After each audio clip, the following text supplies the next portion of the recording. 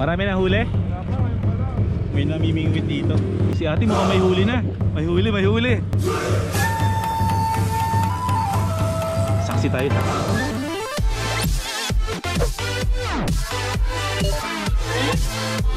Pangalawang crossing, kakaliwa ka. Kaso, ay oo, pwede pala single. Pangalawang crossing, pakaliwa. Pang na yun, dire-diretso. Okay, salamat.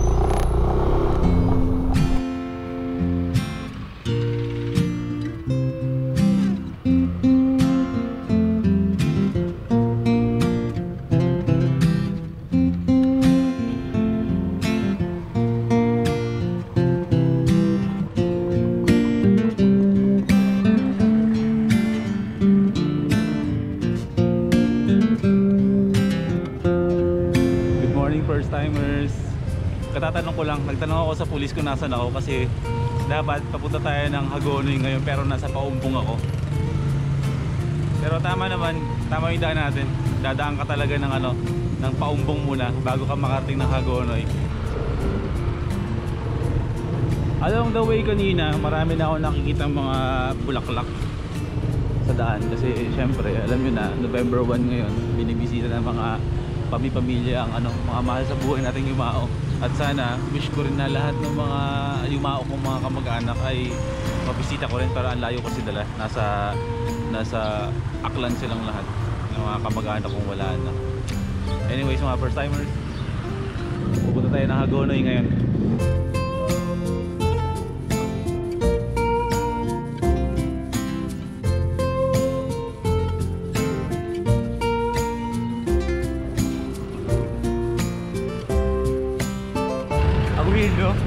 Ang weird na sa pakiramdam na nakakatakot pumunta ng sementeryo pero pag araw ng undas yung mga sementeryo nabumuka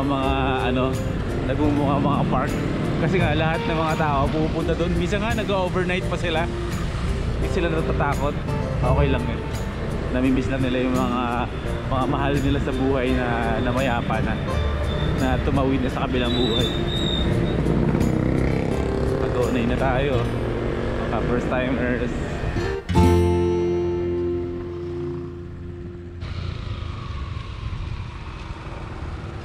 May nag-iisda dito. Sir, kamusta? Okay naman sir. Marami na huli? Wala pa, ngayon pa lang. May namimingwit dito. Namimiss ko na mamingwit eh. Dumiti kasi ito lang, ang dami mga magkakita na kayo. Si ate mukhang may huli na. May huli, may huli. Saksi tayo, saksi. Go ahead, go ahead.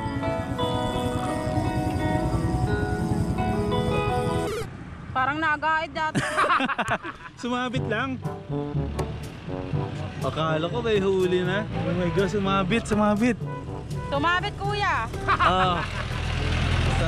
Sayang. Wait lang, yung susi ni Madonna hindi ko dala. Iniiwan ko lang, my God.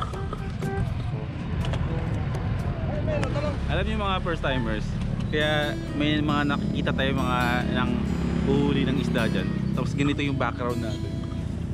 Mailog, malaki ang tubigan. Kasi ang Hagonoy yung mga first timers ay ito yung area dito sa Bulacan kung saan marami pala isdaan.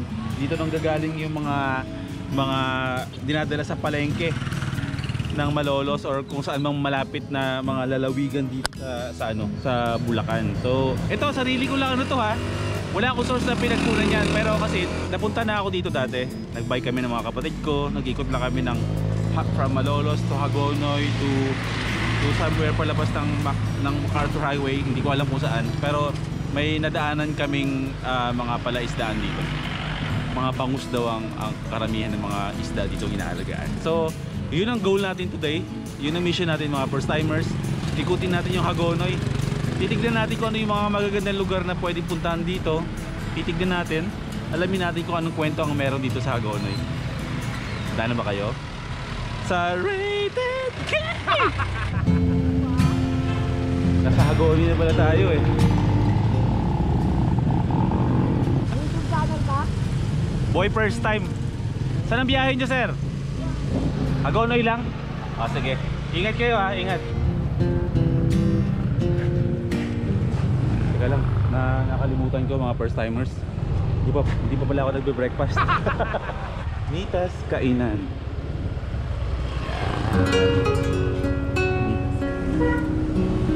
Nagsiserve po kayo ng breakfast? Rice na. Rice? Walang lugaw? Oo, kanin lang. Pero meron kayong kape? Ayos, sige. Ayos. Okay, mga first timers, magpe-practice muna tayo. Pero, meron lang gusto ipakita sa inyo.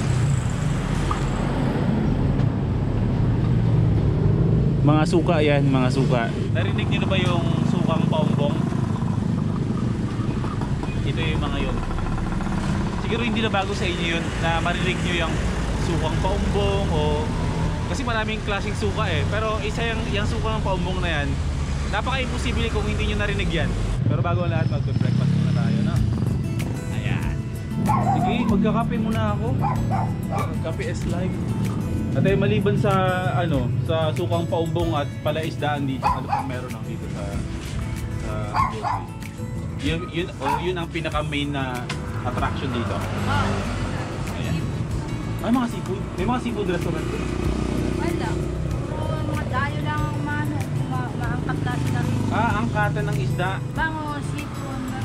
Bangus seafood. Yung angkatan na mga... Pinadala sa Maynila, iba sa farmers, dinidita.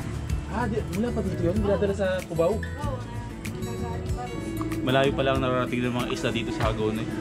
Mamaya pupuntahan natin yung pantalan o yung bagsakan ng mga isda na yan. Yun pupuntahan natin. Pero bagong lahat, at kung ano na pwede mangyari ngayong araw na ito, magkakape muna tayo. Breakfast muna. Meron sila dito. Menudo. Kaya kaldereta pa. Caldereta. Caldereta ano po ito? Baka. Baka. Caldereta ng baka. Isda. Siyempre. Tulingan. Tulingan na na ginataan. Oo. Sinigang na Bangus na kamyas. sa kamyas. Dagang baka. Nilagang baka. No? Mga sinigang, common lang yung sinigang eh. Pero pag sinabing sinigang sa kamyas, no? Parang minsan na natin makatikim ng ganyung klaseng ano. Madalang ito yan. Ano naman po yun? Bahay ko yan naman. Madalang ito. Napansin ko dito, napakadami yung aso. Ito ang totoong beagle. Yung beagle namin, hindi totoong beagle. Yung beagle ang pangalan. 1, 2, 3, 4. Kainin kita. Mga first timers.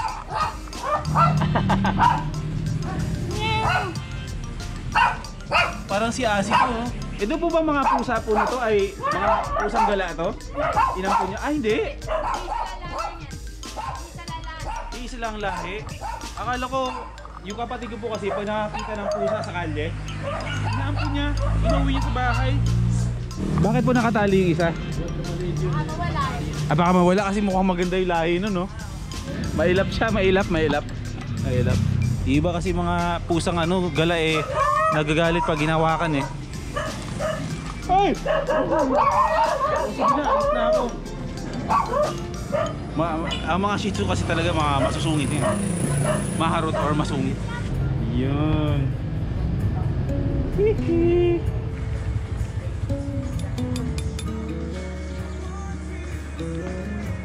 Buya. Op. Ang hirap naman ng tripod. Dahil sobrang liit pa ng itlog, puro dilaw lang to, mga first timers. Wala pa daw po dito. Cholesterol overload. Nay, thank you po. Sa halagang 75 pesos, sold na tayo. Pero mga first timers, sorry, may mali akong impormasyon na sinasabi sa inyo. Kanina pa ako paumbong ng paumbong. Dito sa paumbong, itong sukang paumbong, nasa Hagonoy na pala tayo. So ngayon, nakausap ko si ate kanina. Nasa boundary na rin na pala ako ng ng Hagonoy tsaka paumbong. Yung nakita nyo kanina na may mga nangingisda sa tulay, yun daw yung boundary. So ngayon dito tayo sa Hagonoy. Ang mission natin ngayon dito sa Hagonoy, dahil nga ang Hagonoy ang pinagmumulan ng mga isda na dinadala syempre kung saan-saan dito sa mga palengke, di ba? Umaabot pa nga daw ng Cubao, di ba? Sabi. Yun ang mission natin ngayon. Pupuntahan natin yung pantalan or kung saan yung bagsakan ng mga isda na kung saan basta hirap pa na ma-explain. Puntahan na lang natin. Makikita rin naman natin eh na hi! Tara na.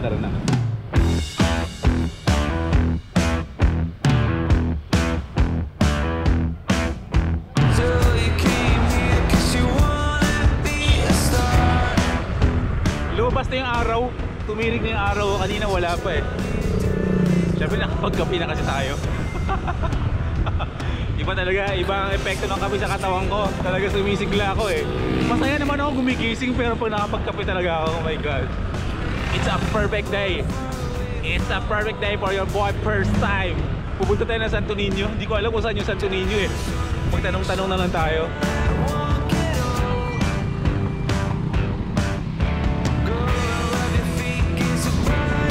Barangay San Agustin. Marvin Agustin, ano na?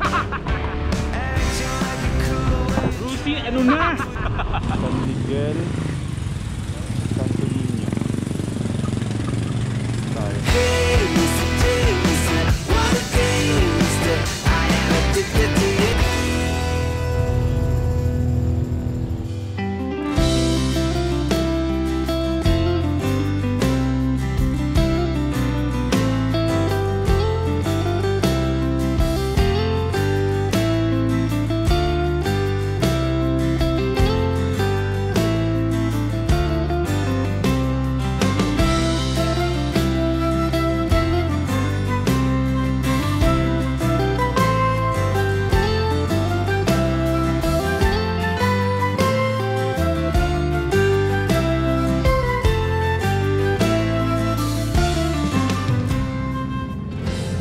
Bagsakan ng isda, doon na rin pala yung ano rin, yung mismong palengke nila.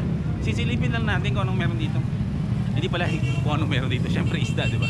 Titignan lang natin kung anong itsura. Magkano kilo nito?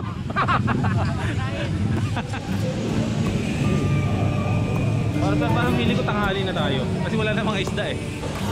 Sir, bakit wala na mga isda? Wala na to, be. Tanghali na? Oo, tanghali na. Ito pa mismo yung bagsakan. Oo. Sayang no? Sayang. Oo. Balikan mo dito hindi ko tanga. Ano po yung mga isda na karamihan dito na ano, huli? Bisugo? Isang dagat. Isang dagat? Pabalik ako sir ha? Libango. Magkano kilo niyan? Ay, hindi mo alam? 900? Tinda mo yan? Tinda mo? Ay, hindi ba? Hindi ba? Sorry. Ayan yung mga isda dito. Oh. Sige. Mas mura pa rin to kaysa sa mismong mga palengke na? O pare-pareho lang yung presyo? Lager yan, lager. Mas mura to. Lager. Ikot lang ako ha.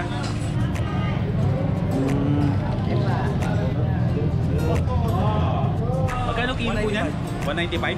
Hindi, 150. 150 per kilo? Pero 140. 40. Sige mamaya. Magdi-decide mo na kung magdadala ako pa uwi. Kasi makakamoy yan sa loob ni Madonna eh.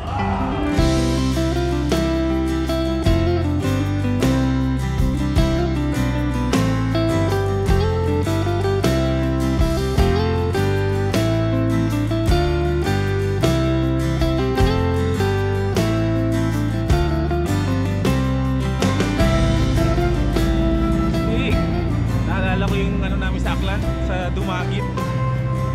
Shoutout sa mga taga-Aklan, mga kababae.